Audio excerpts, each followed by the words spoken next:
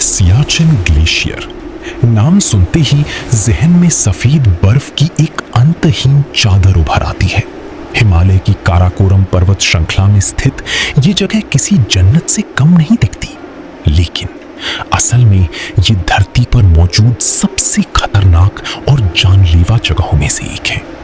समुद्र तल से लगभग 20,000 फीट की ऊंचाई, जहां तापमान 0 से 50 डिग्री सेल्सियस यानी -50 डिग्री सेल्सियस तक नीचे चला जाता है। यहां बर्फीले तूफान एवलांचेस इस कदर आते हैं कि पलक झपकते ही इंसानों और उनके ठिकानों को निगल जाते हैं।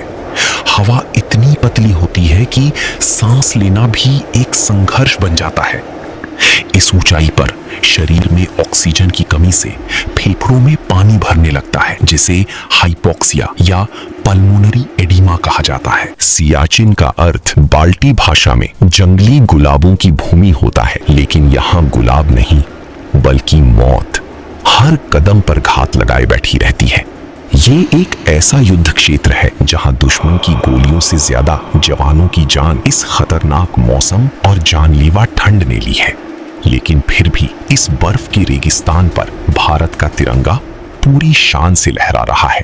ये कहानी है उसी तिरंगे को वहां फहराने की और पाकिस्तान की एक बहुत बड़ी साजिश को नाकाम करने की। ये कहानी है भारतीय सेना और वायुसेना की उस अदम्य साहस की जिसे दुनिया ऑपरेशन मेघदूत के नाम से जानती है। इस कहानी की शुरुआत समझने के लिए हमें इतिहास के पन्नों को थोड़ा पीछे पलटना होगा।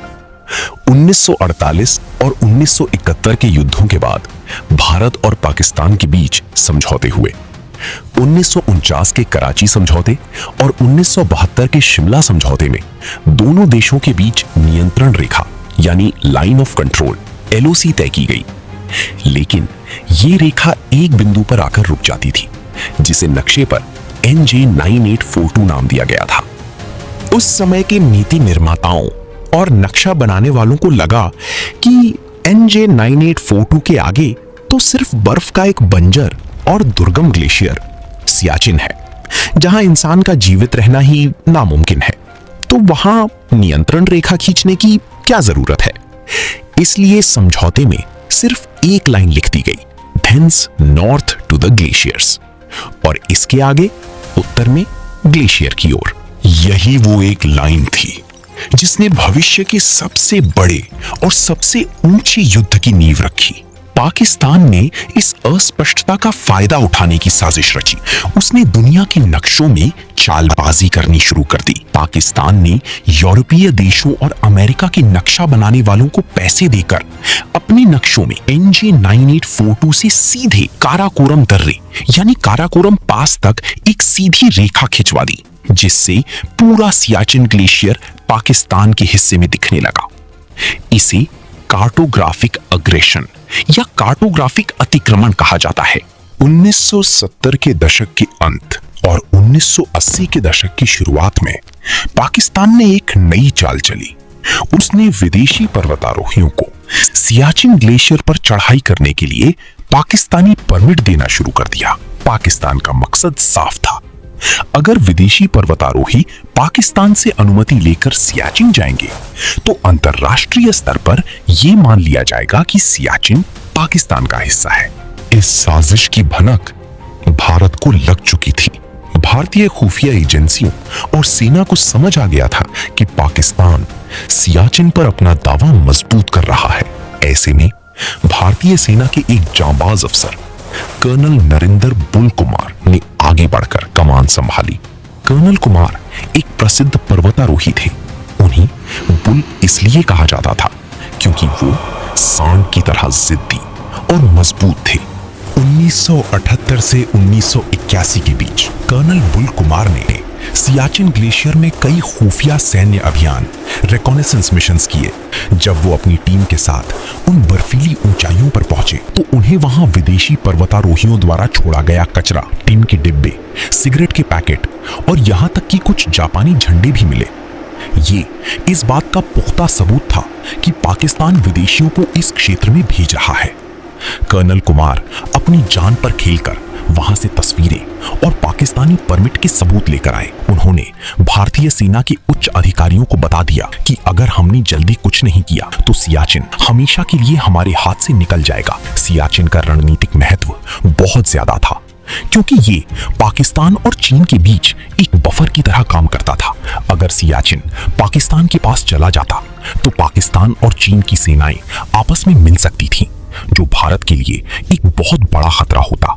साल 1983 के अंत तक आते आते ये स्पष्ट हो गया था कि पाकिस्तान सिर्फ कूटनीति नहीं बल्कि सैन्य ताकत के बल पर सियाचिन पर कब्जा करने की तैयारी कर रहा है। इसी दौरान लंदन में भारतीय खुफिया एजेंसी रॉ के एक एजेंट ने कुछ ऐसा देखा जिसने नई दिल्ली में खलबली मचा दी। लंदन के एक बहुत बड़े और मशहूर स्टोर में, जो ऊंचे पहाड़ों पर पहने जाने वाले विशेष कपड़े एक्सट्रीम कोल्ड वेदर गियर बेचता था, वहां पाकिस्तानी सेना के अधिकारी बड़ी मात्रा में स्नो बूट्स, जैकेट, टेंट और अन्य उपकरण खरीद रहे थे। भारतीय इंटेलिजेंस ने तुरंत इस खबर को क्रॉस चेक किया। पता चला कि भारत ने भी अपने जवानों के लिए उसी कंपनी को स्नो गियर का ऑर्डर दिया था, लेकिन कंपनी ने कहा कि वो भारत को डिलीवरी देने में असमर्थ है, क्योंकि उन्हें एक और देश पाकिस्तान से बहुत बड़ा ऑर्डर मिला है। भारत को ये समझते देर नहीं लगी कि पाकिस्तान सियाचिन की उन जमा देने वाली चोटियों पर अपनी फौज उतारने वाला है। खुफिया रिपोर्ट्स के अनुसार पाकिस्तान ने अपने इस नापाक मंसूबे को ऑपरेशन अबाबिल नाम दिया था। उनका प्लान था कि 17 अप्रैल 1984 को पाकिस्तानी स्पेशल फोर्सेस सियाचिन की सबसे महत्वपूर्ण चोटियों सियाला और बिलाफोन ला पर कब्जा कर लेंगी। अब ये लड़ाई सिर्फ हथियारों की नहीं बल्कि समय की थी। ये एक दौड़ थी कि कौन पहले उन चोटियों पर पहुंचेगा। अगर पाकिस्तानी फौज एक बार उन ऊंचाइयों पर बैठ गई तो उन्हें वहां से हटाना लगभग नामुमकिन हो जाता, क्योंकि नीचे से ऊपर की ओर हमला करना आत्महत्या के समान होता। तत्कालीन प्रधानमंत्री इंदिरा गांधी और भारतीय सेना के प्रमुखों ने एक ऐतिहासिक फैसला लिया। हम पाकिस्तान का इंतजार नहीं करेंगे, हम उनसे पहले सियाचिन पर तिरंगा फहराएंगे। इस गुप्त और साहसिक मिशन का नाम रखा गया ऑपरेशन मेघदूत। मेघदूत का अर्थ है बादलों का दूत, जो कालिदास की प्रसिद्ध रचना से लिया गया था। ये नाम इसीलिए चुना गया क्योंकि ये पूरा ऑपरेशन आसमान और बादलों के बीच दुनिया की छत पर होने वाला था। दिन तय किया गया 13 अप्रैल 1984। ये बैसाखी का पवित्र दिन था। भारत में लोग त्योहार मना रहे थे, लेकिन कश्मीर और लद्दाख की ठंडी वादियों में भारतीय सेना और वायुसेना इतिहास रचने की तैयारी कर रही थी। पाकिस्तान को भनक तक नहीं थी कि भारत उनके प्लान ऑपरेशन अबाबिल से 4 दिन पहले ही अपना ऑपरेशन शुरू करने वाला है। इस मिशन की सबसे बड़ी चुनौती ये थी कि जवानों को 20,000 फीट की ऊंचाई तक कैसे पहुंचाया जाए। पैदल जाना मुमकिन नहीं था, क्योंकि उसमें हफ्तों लग जाते और पाकिस्तान पहले पहुंच जाता। ऐसे में जिम्मेदारी आई भारतीय वायुसेना, इंडियन एयरफोर्स पर। वायुसेना के पास उस समय चीता और चेतक हेलीकॉप्टर थे। इन हेलीकॉप्टरों को इतनी ऊंचाई पर उड़ने के लिए नहीं बनाया गया था। 20,000 फीट की ऊंचाई पर हवा इतनी पतली होती है कि हेलीकॉप्टर के रोटर ब्लेड्स को पकड़ नहीं मिलती, जिससे इंजन फेल होने का खतरा रहता है। लेकिन भारतीय वायुसेना के पायलट्स ने अपनी जान की परवाह किए बिना इस मिशन को अंजाम देने की ठानी। हेलीकॉप्टरों का वजन कम करने के लिए उनमें से गैर जरूरी चीजें हटा दी गईं, यहां तक कि दरवाजे भी निकाल दिए गए। 13 अप्रैल की सुबह जब सूरज की पहली किरण ने बर्फ को छुआ, भारतीय वायुसेना के हेलीकॉप्टरों ने उड़ान भरी। कुमाऊं रेजिमेंट और लद्दाख स्काउट्स के जांबाज जवानों को इस मिशन के लिए चुना गया था। मेजर RS संधू और कैप्टन संजय साई के नेतृत्व में जवान पूरी तरह से हथियारों और भारी कपड़ों से लैस होकर हेलीकॉप्टरों में बैठे। पायलट्स ने संकरी और खतरनाक घाटियों के बीच से बर्फीली हवाओं के थपेड़े सहते हुए हेलीकॉप्टरों को सियाचिन की ओर मोड़ा।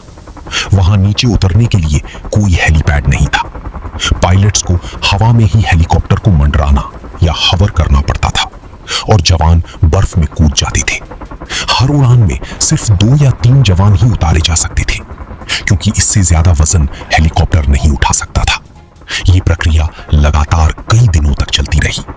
पायलट्स दिन में 10 से 15 सॉर्टीज कर रहे थे।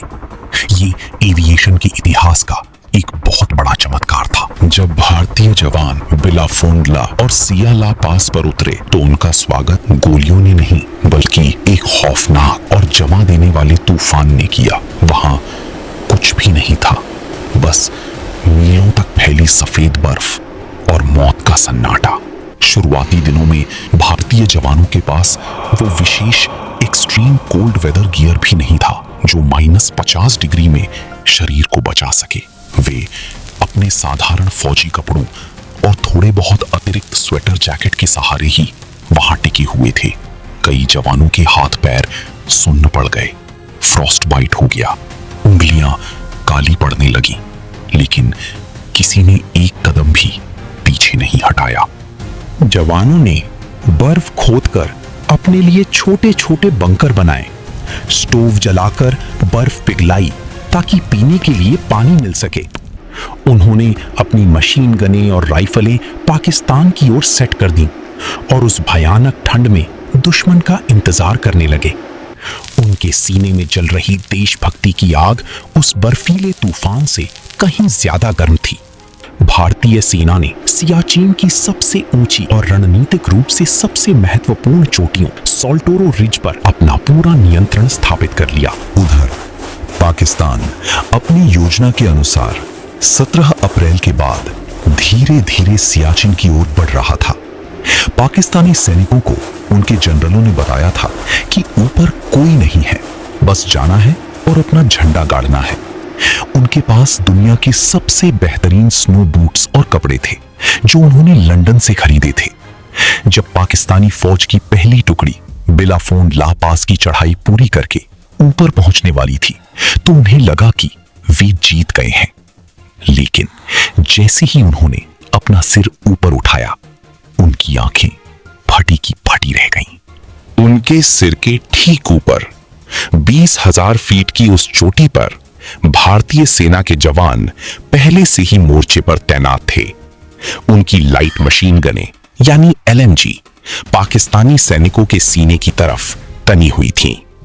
पीछे की तरफ बर्फ के बीच भारत का प्यारा तिरंगा हवा में शान से लहरा रहा था। पाकिस्तानी सेना के पैरों तले जमीन या यूं कहें कि बर्फ खिसक गई।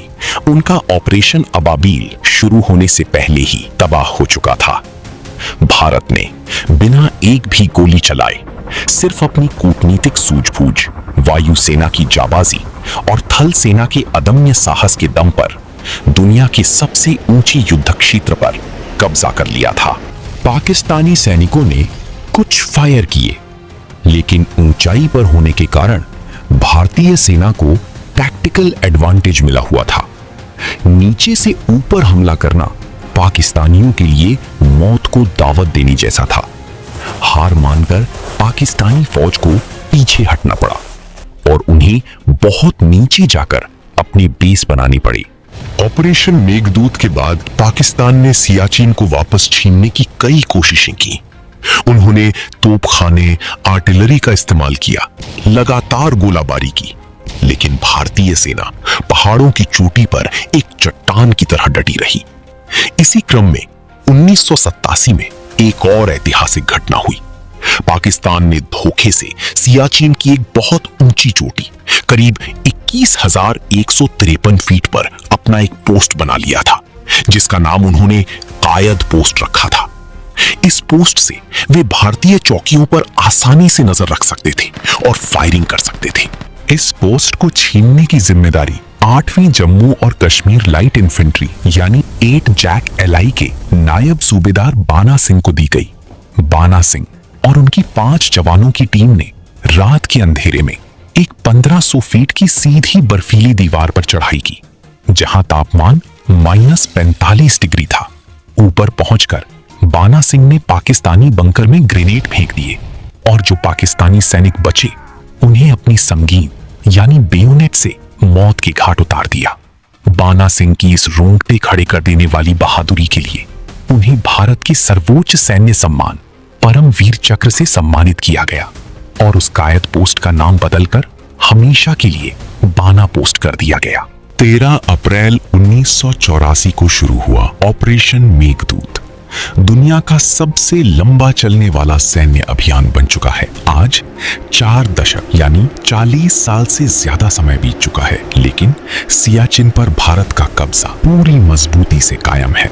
लेकिन इस जीत की कीमत बहुत बड़ी रही है।